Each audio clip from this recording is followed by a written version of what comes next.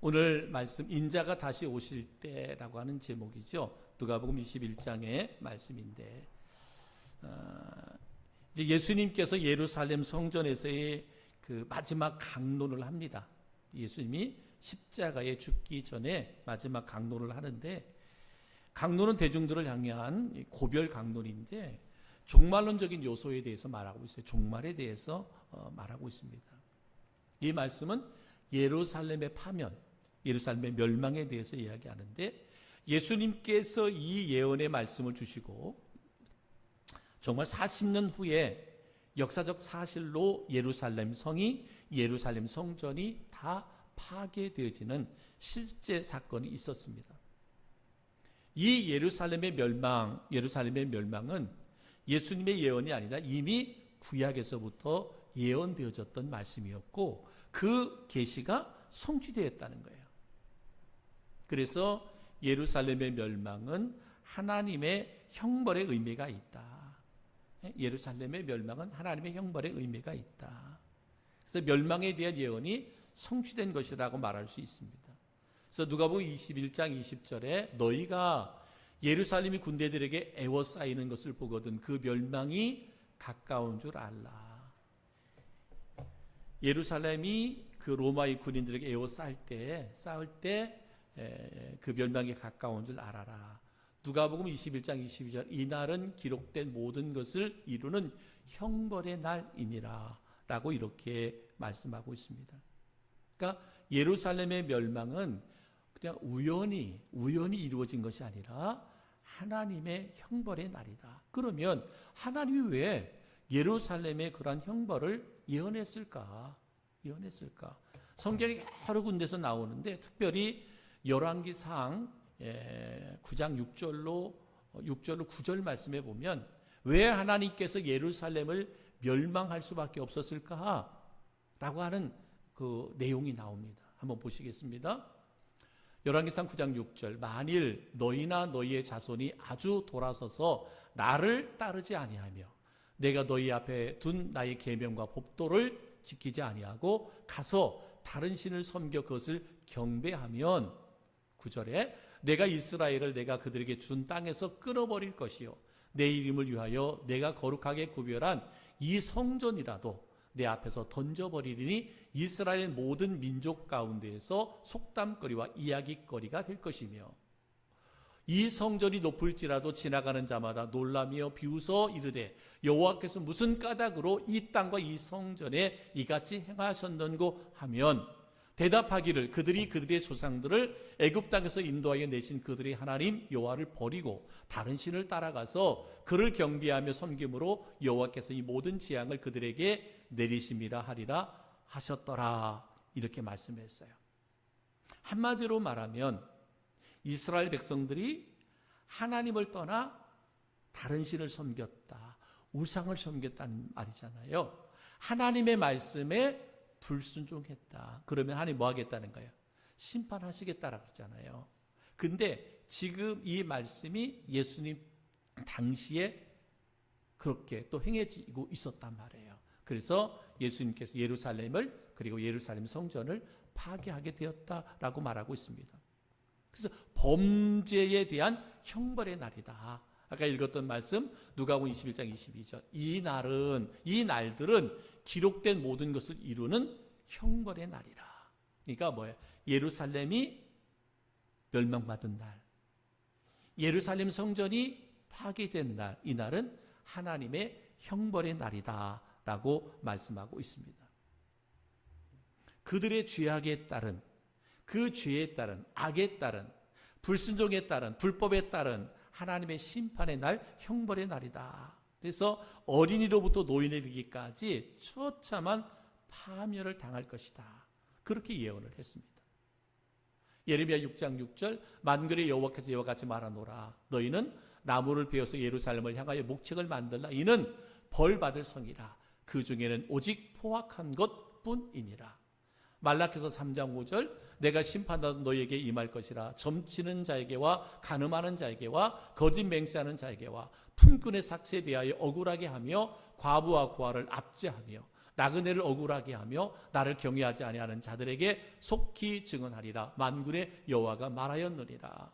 예레미야 6장 13절 이는 그들이 가장 작은 자로부터 큰 자까지 다 탐욕을 부리며 선지자로부터 제사장까지 다 거짓을 행함이라.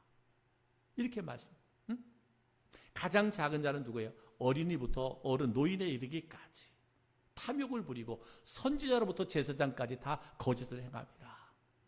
당시의 선지자들, 대제사장들, 제사장들 다 누구? 종교 지도자들이잖아요. 그들마저도 뭐냐? 거짓을 행한다. 탐욕을 부리고 거짓을 행한다라고 말씀하고 있습니다. 그러니 뭐예요? 이 예루살렘의 멸망이 하나님의 형벌의 날이다라고 말하고 있습니다. 그렇기 때문에 너희들은 예수님께서 누가복음 23장 28절에 이렇게 말씀해서 예루살렘의 딸들아 나를 위하여 울지 말고 너희와 너희 자녀를 위하여 울라 그랬어요. 그만큼 뭐예요? 하나님께서 예루살렘을 심판할 때 멸망할 때 너무나 비참하게 멸망을 당할 것이다. 그렇기 때문에 나를 위해 울지 말고 너와 너희 자녀를 위해서 너희와 너희 자녀를 위해서 울라라고 말하고 있습니다.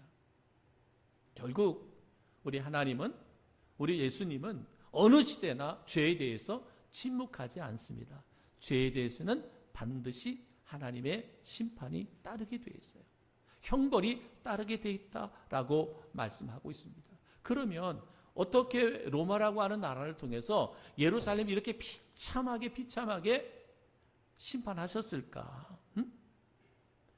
왜 명문상으로 보면 로마가 이스라엘을 파멸하게 된 이유가 뭐냐면 로마에 대한 이스라엘의 반란이었어요. 반란. 지금 로마의 지배하에 있잖아요. 식민지하에 있잖아요. 그런데 이스라엘 백성들이 반란을 일으킨 거예요. 로마에게. 그러니까 로마가 이스라엘을 멸하는데 아주 심하게 멸하는데 그렇습니다. 여러분 예수님을 십자가에 처형한 후에 로마에 임명받은 이 집정관들, 로마에서 지도자들로 온 사람들이 부패했고요. 또 유대 지도자들은 전통을 무시했기 때문에 로마에 대한 반감을 가졌어요. 로마에 대해서 그러니까 그 임명돼서 온 그 로마의 지도자들이 부패했어요. 그리고 유다의 전통을 무시해 버렸다는 거예요. 그러니까 유다인들의 신앙을 인정하지 않고 무시해 버렸어요. 그러다 보니까 유대인들의 반감을 살 수밖에 없었고, 그러다 보니까 유대인들 사이에는 이 로마에 대한 반감이 고조되어 있습니다.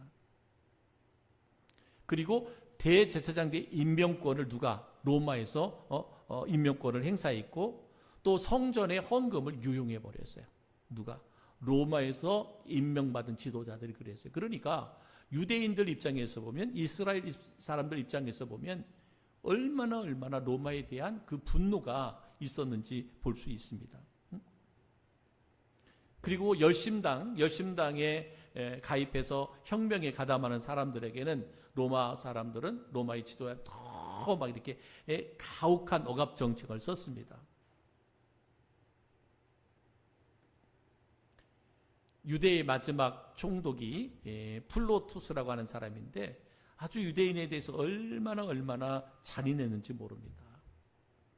반란 세력을요 그 진압하지 못한 책임을 물어서 유대인 가운데 로마 시민권을 가지고 있는 유대인들이 있었잖아요. 사도 바울과 같은 그 시민권을 가지고 있었는데 그때 당시 고급 유대인들을 총독의 법정에서 십자가로 처형했어요. 십자가에. 그러니까 반란을 일으켰다는 이유 가운데 그 로마의 시민권을 가지고 있는 유대인들, 그러니까 당시에 로마의 시민권을 갖고 유대인들은 신분이 높은 위치에 있는 사람들이에요. 근데 그들이 반란을 막지 못했다는 이유로 바로 이 법정에서 십자가형을 처했는데 그때 죽인 사람들이 3,600명.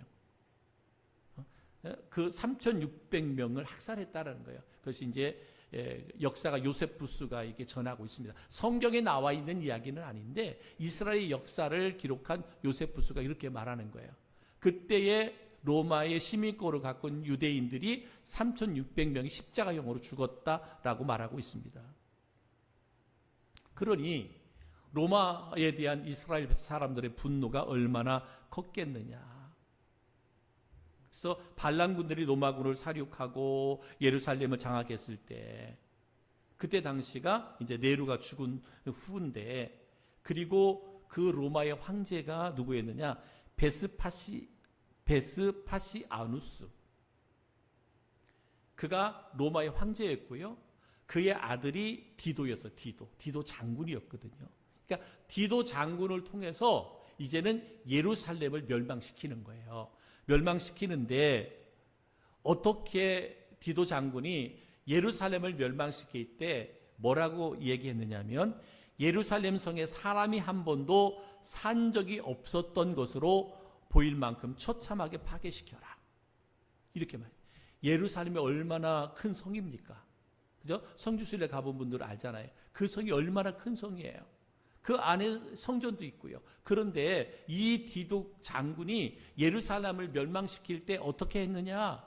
이 예루살렘은 사람이 산 흔적이 없도록, 사람이 산 흔적이 없도록 멸망시켜라 라고 말하고 있습니다. 그래서 역사가 요세푸스에 의하면 이때 사륙된 유대인들이 110만 명이 그때 죽었다는 거예요. 디도 장군이 이끈 로마의 군인들에 의해서 유대인들이 110만 명이 거기서 죽임을 당했다는 것이고요. 그리고 9만 7천 명이 포로로 잡혀갔다는 거예요. 그러니 여러분, 얼마나 예루살렘이 그렇게 비참하게 멸망받았는지를 보여주고 있습니다. 그래서 마태복음 24장 2절에 보면 이렇게 말씀합니다. 대답하여 이르시되 너희가 이 모든 것을 보지 못하느냐? 내가 진실로 너희에게 이르노니 돌 하나도 돌 위에 남지 않고 다 무너뜨려지리라. 예수님이 하신 말씀이에요. 예루살렘이 얼마나 비참하게 무너지는지, 파괴되는지 돌 하나도 돌 위에 남지 않을 만큼 다 무너지리라.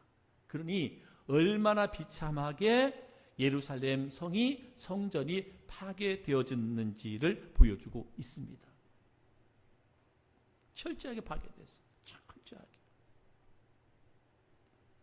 그러면서 오늘 말씀해 보니까 이 멸망에서 피하는 자들이 있었어요. 피하는 자들, 누가복음 21장 21절에 보니까 그때에 유대에 있는 자들은 산으로 도망갈 것이며 성내에 있는 자들은 나갈 것이며 촌에 있는 자들은 그리로 들어가지 말지어다 그랬어요. 여러분 생각해 보십시오. 지금도 110만 명의 도시면 엄청나게 큰 도시잖아요. 그럼 예루살렘이라고 하는 그때 큰 도시인 건 분명하거든요. 그런데 거기서 110만 명이 죽었다고 하는 것은 대단한 건데, 그럼 왜 그렇게 많은 사람들이 예루살렘에서 죽었을까라고 하는 거예요. 오늘 주님께서 예루살렘 멸망을 피하는 길은 뭐래? 예루살렘에서 떠나가는 것이, 예루살렘에서 떠나가는 것이 너희가 멸망에서 피하는 길인데, 그때는 그렇지 않았어요. 유대인들은 생각할 때 우리가 예루살렘으로 가면 살 수 있다라는 생각을 갖고 있었어요. 유대인들 가운데 예루살렘으로 가면 살 수 있다. 왜? 예루살렘은 누가 있으니까? 하나님이 계시니까. 하나님이 계시니까 우리가 예루살렘, 성전이 있는 예루살렘으로 가면 우리는 살 수 있다. 그렇기 때문에 지방에 있던 사람들도 예루살렘으로 몰려왔어요. 그런데 그때는 뭐였어요? 서두에 말씀드린 것처럼 하나님이 예루살렘에서 떠났잖아요. 성전에 하나님이 떠났잖아요. 왜? 그들의 불순종 때문에. 하나님을 떠나 이방신을 섬기는 것 때문에 하나님이 예루살렘에서 떠났단 말이에요. 그런데 그들은 생각하기를 예루살렘엔 하나님이 계시기 때문에 우리가 글로 가면 우리가 살 수 있다. 예루살렘 우리의 피난처가 될 수 있다. 이런 생각을 가졌어요. 사람의 생각이죠. 인간의 생각이에요. 그렇기 때문에 그 많은 무리들이 몰려들었기 때문에 더 많은 희생자들이 예루살렘에서 있었다라고 이야기하고 있습니다. 그래서 유대 땅을 떠나 요단강 동편 베레아 지방으로 피난한 그리스도인들은 생명을 보존할 수 있었다라고 성경은 이야기하고 있습니다. 사랑하는 성도 여러분, 우리가 믿음과 신앙은 내 생각을 쫓아서 하는 게 아닙니다. 우리 믿음 생활은, 신앙 생활은 철저하게 하나님의 말씀을 쫓아야 돼요. 그죠? 하나님의 뜻을 쫓아야 돼요. 내 생각에. 내가 지금까지 해왔던 삶의 경험을 가지고 신앙생활하면 안 됩니다. 내가 옛날부터 나는 신앙생활 이렇게 해왔으니까 아닙니다. 여러분, 동일한 하나님의 말씀이 우리 가운데 있을지라도 내 영적 상태에 따라서 하나님의 말씀은 항상 우리에게 새롭게 다가오거든요. 그렇기 때문에 늘 우리는 성령으로 충만하고 하나님의 말씀으로 늘 분별하고 깨달아 그 말씀을 따라 준행하는 삶을 살아야 됩니다. 성령의 인도하심을 따라, 말씀의 역사하심을 따라 살아야지. 예루살렘에 하나님이 계셔. 그렇기 때문에 우리 예루살렘으로 가자. 예루살렘은 나의 피난처가 될 거야. 어떨 때 하나님이 예루살렘의 중심에, 성전, 지성소 그 중심에 하나님이 계실 때만이 그것이 피난처가 되는 것이죠. 그런데 우리의 불순종 때문에, 우리의 불순종, 우리가 이방 우상을 섬기는 것 때문에 하나님은 예루살렘에서 떠나 예루살렘을 하나님이 심판하시겠다고 말씀하는데, 그들은 그것을 분별하지 못하고 예루살렘으로 향하고 있다 이 말이에요. 사랑하는 성도 여러분, 다시 말씀드립니다.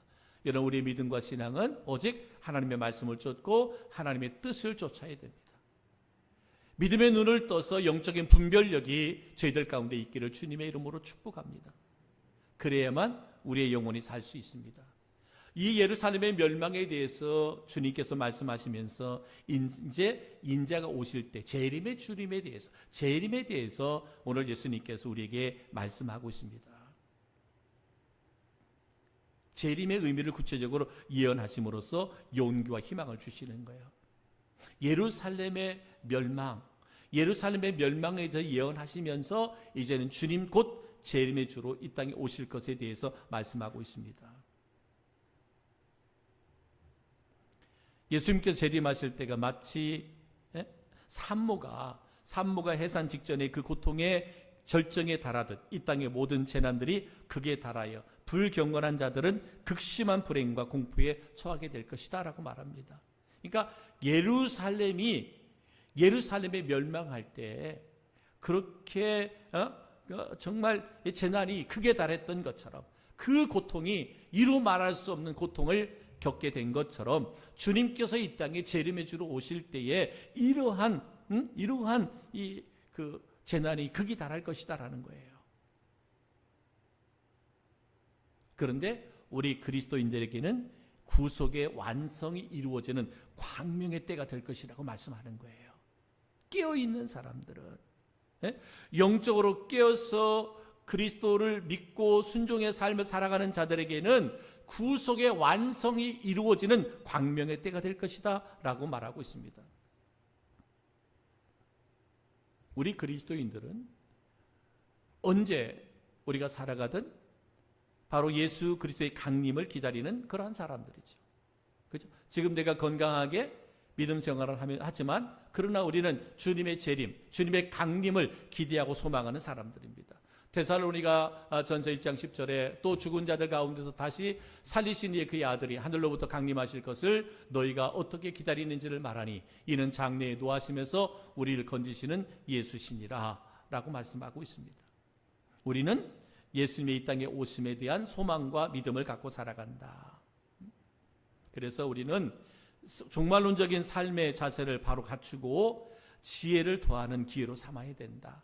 때로는 우리의 삶의 환경이 어렵고 힘든 그런 일들이 이루어진다 할 때에 우리는 뭐예요?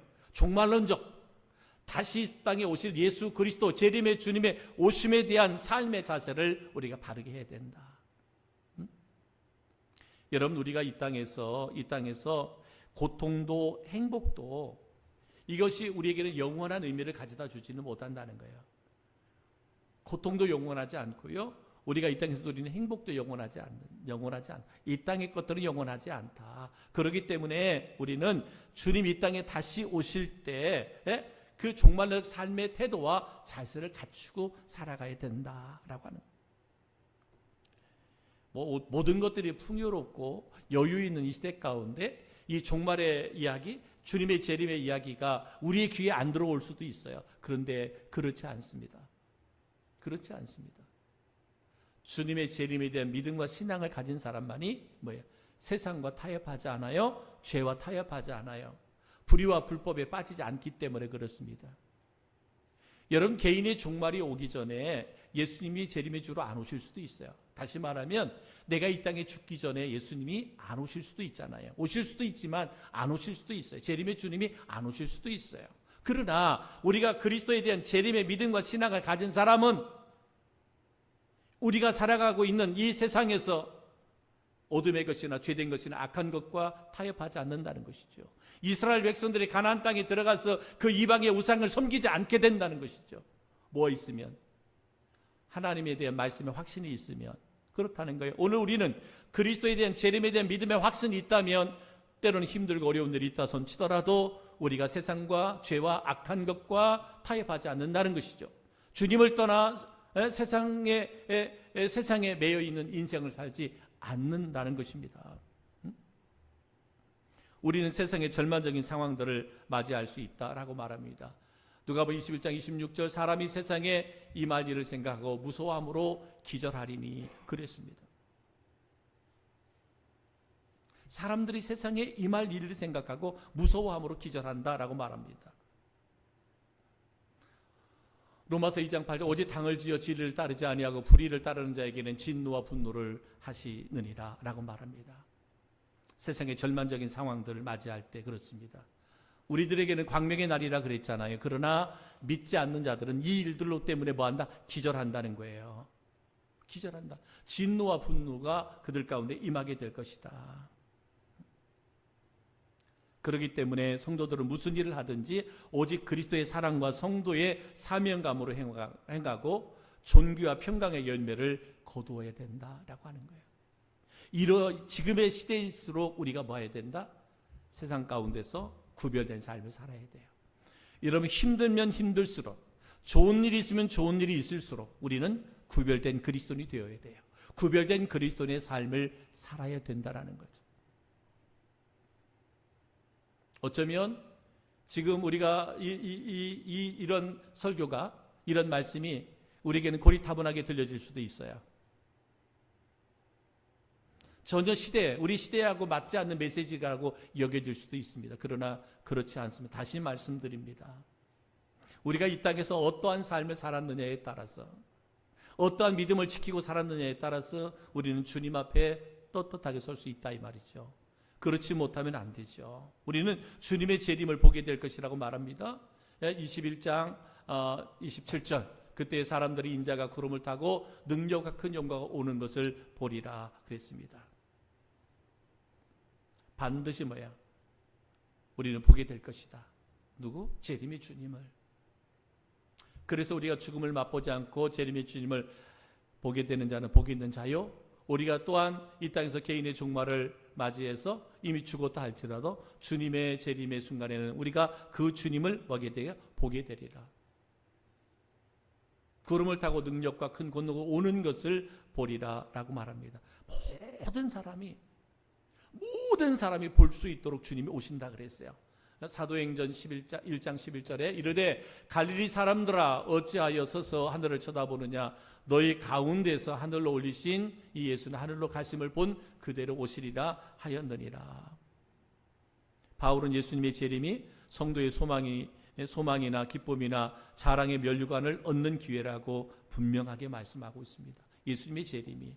그래서 데살로니가전서 2장 19절에 이렇게 말합니다. 우리의 소망이나 기쁨이나 자랑의 면류관이 무엇이냐? 그가 강림하실 때 우리 주 예수 앞에 너희가 아니냐. 우리는 끝까지 믿음을 지킨 우리는 마지막 주님의 재림 때에 하나님께 소망이고 기쁨이고 면류관이 될 것이다 라고 말씀하고 있습니다. 그렇기 때문에 우리가 이 마지막 때에 우리의 믿음과 신앙이 미혹받지 않도록 우리가 늘 깨어 준비할 수 있는 자가 되어야 됩니다. 21장 8절 이렇게 말합니다. 이르시되 미혹을 받지 않도록 주의하라. 많은 사람이 내 이름으로 와서 이르되 내가 그라하며 때가 가까이 왔다 하였으니 그들을 따르지 말라. 마지막 때 그랬잖아요. 마지막 때 미혹하는 이들이 많다. 자칭 메시아 그리스도라고 하는 이들이 많이 있을 것이다. 그래서 미혹받지 않아. 미혹받지 않으려면 우리가 어떻게 해야 돼요? 늘 깨어 있어야 돼요. 말씀으로 깨어 있어야 돼요. 기도로 깨어 있어야 돼요. 성령 충만해야 됩니다. 그래야만이 어떠한 미혹과 유혹에도 우리가 넘어지지 않고 우리가 주님을 기쁘게 맞이할 수 있다. 능력과 영광 중에 오신다라고 말씀하고 있습니다. 예수님이 이 땅에 오실 때 만왕의 왕의 자격으로 오시는 거예요. 만왕의 왕의 자격.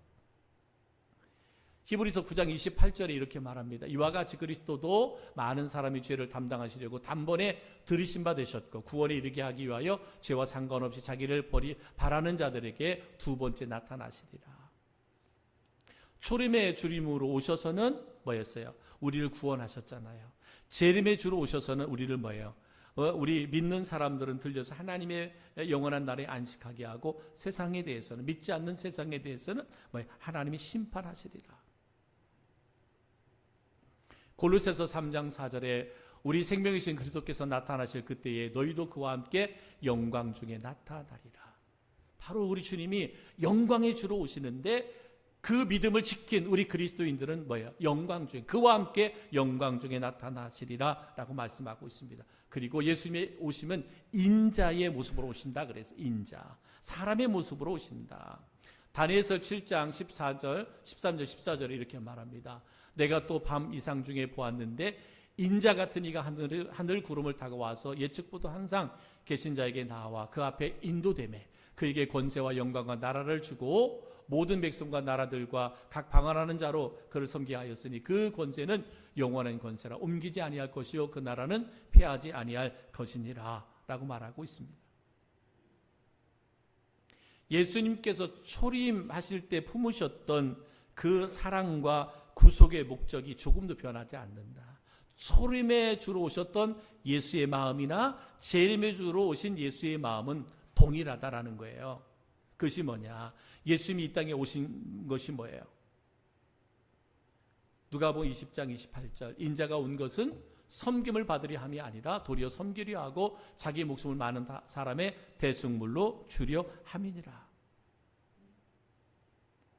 여러분, 예수님의 초림의 예수님이나 재림의 예수님 오신 것은 뭐냐?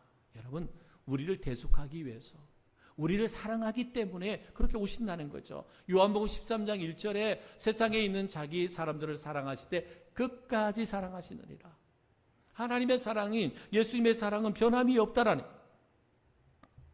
그러므로 우리도 이 소망을 가지고 변함없이 주님을 사랑할 수 있어야 되고 그 사랑을 가지고 또 우리가 이웃을 사랑할 수 있어야 된다라고 말씀하고 있습니다. 이 사랑이 허다한 죄의 용서를 하고 두려움을 이길 수 있게 한다라고 말씀하고 있습니다. 요한일서 4장 18절 사랑 안엔 두려움이 없고 온전한 사랑이 두려움을 내쫓나니 두려움에는 형벌이 있습니다. 두려워하는 자는 사랑 안에서 온전하게 되지 못하였느니라 라고 말씀하고 있습니다. 여러분, 오늘의 말씀 예수님께서 이 땅에 뭐예요? 재림의 주로 오시잖아요. 인자가 다시 오실 때 이 주님의 재림에 대해 말씀하시면서 먼저 뭐예요? 예루살렘의 멸망에 대해서 말씀하고 있잖아요. 근데 예루살렘의 멸망은 이미 구약에 예언된 말씀이었어요. 한마디로 말하면 뭐예요? 그들이 하나님의 말씀을 불순종하고 하나님이 아닌 이방의 신을 섬긴, 우상을 섬긴 결과가 예루살렘이 그렇게 비참하게 멸망되어졌다는 것이죠. 그러면서 주님께서 정말 재림에 대해서 말씀하고 있는 거예요. 주님의 재림의 때도 이 예루살렘의 멸망의 때와 같이 비참할 것이라는 거예요. 그래서 많은 배교자들도 많이 나올 거라는 거예요. 얼마나 고통이 심하고 어려움이 얼마나 많은지 배교자들이 많이 나올 거라는 거예요. 근데 뭐라는 거예요? 끝까지 견디는 자, 끝까지 믿음을 포기하지 않고 끝까지 믿음을 견딘 자에게는 예수의 영광 가운데 임함이 우리 가운데 영광으로 나타나게 될 것이다. 하나님 우리를 사랑하되 끝까지 사랑한다고 말씀하고 있습니다. 어떠한 사람? 끝까지 변질하지 않는, 끝까지 환난과 고난 가운데서도 핍박 가운데서도 죄와 세상과 타협하지 않고 끝까지 믿음을 지킨 그들을 하나님이 사랑할 거라는 거죠. 우리를 섬길 거라는 것이죠. 그러면서 우리에게 주시는 도전이 뭐예요? 너희도 이와 같이 하라는 거죠. 너희도 이와 같이 사랑해라. 누구를? 내 이웃을. 여러분 아직도 믿지 않는 내 부모, 내 형제 있다면 여러분 그들이 대적하는 것을 두려워하지 마십시오. 내가 복음을 전할 때 도리어 나를 비난하고 나를 조롱하고 나를 멸시하고, 여러분 그거 두려워하지 마십시오. 그 두려움보다 한 영혼이 구원받는 게 더 소중합니다. 여러분의 주변에 믿음 생활에다가 실족한 사람들 많잖아요. 믿음 생활 열심히 하지 못하는 분들 많잖아요. 여러분 그리스도의 마음으로, 그리스도의 사랑으로 여러분 전하십시오. 증거하십시오. 저는 하나님의 은혜가 여러분 안에 늘 충만하기를 축복합니다. 오전에 서두에 말씀드린 것처럼 우리 박종호 장로님 같은 경우가 여러분 그게 부족할 것이 없는 사람이에요. 우리나라 최고의 대학을 수석으로 들어갔어요. 조수미하고 같이 입학 동기예요. 그런데 그는 그 노래의 성악으로 갔고 이분은 찬양 사역자로 했어요. 그럼에도 얼마나 교만했는지 모르죠. 뭐 부족할 것이 없잖아요. 그랬다가 그 고난 가운데 다시 한번 하나님을 경험하게 되죠. 주님을 경험하게 되잖아요. 그러더라고요. 뭐 우리 교회에서 만약에 그분을 정식으로 초청하려면 얼마를 줘야 되는지 몰라요. 근데 그분은 이제는 어느 교회를 가든 50만 원 이상은 안 받는데요. 50만 원 이상 주면 다시 돌려준다. 그 얘기를 들어서 연락을 해가지고 그 이상은 부담되잖아요. 뭐 그걸 떠나가지고 변화돼서 이제는 하나님의 은혜를 본인이 경험하고, 내가 서울대학교를 나왔든 내가 아무리 찬양을 잘하든 그게 중요한 게 아니잖아요. 내가 만난 예수, 나를 치료하신 예수, 내 안에 생명 되신 예수, 어떻게 하든지 전국을 돌아다니면서 만나지는 사람들에게 그 복음을 전하려고 하는 거예요. 예수를 믿고 신앙생활을 하지만 삶의 위기가 닥칠 때마다 절망하고 낙심한 영혼들에게 내가 이랬었다. 내 안에 계신 주님께서 나를 이렇게 세우신 것처럼 일어나시라고. 하나님이 너에게 힘이 된다고, 능력이 된다고 이렇게 간증하잖아요. 여러분 우리가 예수의 부활을 믿고 예수님의 재림을 믿는다면 이제는 그것이 연약한 지체들, 어둠 속에 방하고 있는 지체들, 그죠? 아직도 예수를 부인하고 대적하는 지체들이 있다 손치더라도 담대하게 그 예수를 전할 수 있는, 그 복음을 전할 수 있는 우리 성도들 되기를 주의 이름으로 축복합니다. 또한 저희 교회가 되어줄 수 있기를 우리 주님의 이름으로 축복합니다. 우리 이 시간 함께 기도할 때